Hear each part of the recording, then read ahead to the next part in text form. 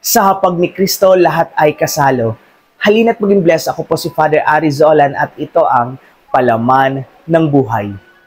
Ang ating pong ebanghelyo ngayong araw na ito ay mula kay San Mateo chapter 22 verses 9 to 10.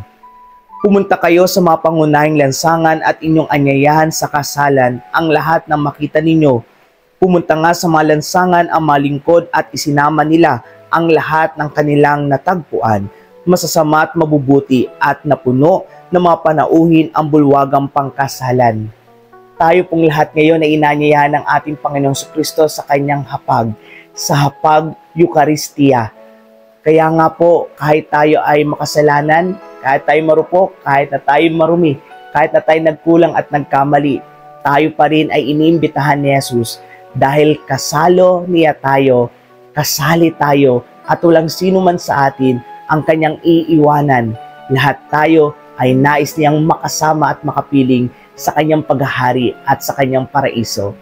Kaya naman wag na tayong mag-atubili pa. Tugunan na natin ang paanyaya sa atin ngayon ng ating Panginoong Jesucristo. Kadalasan, ang dali-dali lamang mag-imbita sa kasalan, sa birthdayan at sa iba't iba pang okasyon.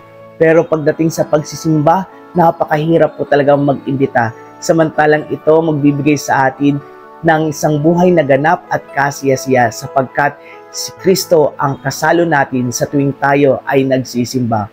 Kaya naman, buksan natin ang ating puso at kay Jesus tayo ay makisalo. Nakusan, siya naman talaga ang nakikisalo sa atin.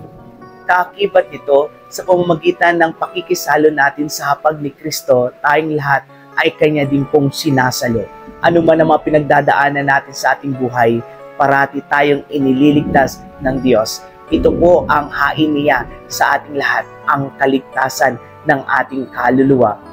At bilang panghuli, tayo din pong lahat ay makakasalok sa walang hanggang pagpapala at biyaya na nagmumula sa hapag ng ating Panginoong Jesucristo, na ito magdadala sa atin upang tayo mamuhay ng naaayon sa kanyang kalooban, ng masagana, mabuti, mapayapa, malaya at higit sa lahat, tunay na masaya. Kaya ano pang hinihintay mo? Tara, magtungo na tayo sa hapag ni Kristo. Muli, ako po si Father Arizolan. Magkita-kita po muli tayo bukas. God bless you po and keep safe. Please like and share this video.